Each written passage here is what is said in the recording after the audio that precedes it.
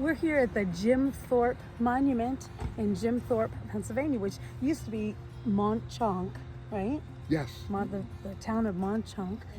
He was a Native American Indian, and he was good at everything. Tell us a little bit about him. He was great at athletics. He was a baseball player, a football player. He was a hockey player, and he was a track star. But the thing that made him unique was that he was an Olympic champion.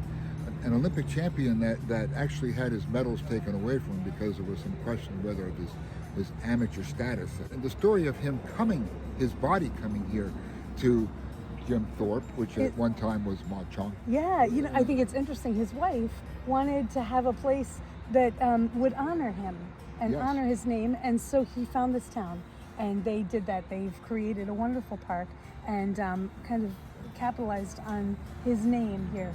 But the question always comes down to how we worry a lot about our legacy. How are people going to remember us? Especially when you go to funerals or you go to a gravesite, you kind of figure how people are going to remember me. Mm-hmm.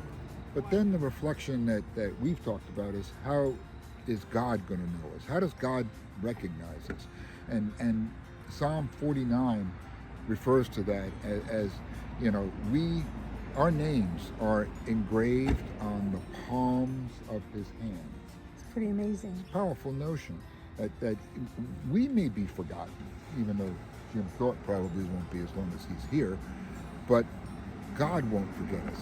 That's pretty powerful. Because when you think Jim Thorpe's Indian name was Wathohuk. He was named because when he was born early in the morning, his mother looked outside and the first thing she saw was a brightly lit path, and it means lighted path. God knows the hairs of our head. He knows our name. Yes. I have a terrible time remembering names, but God remembers our name.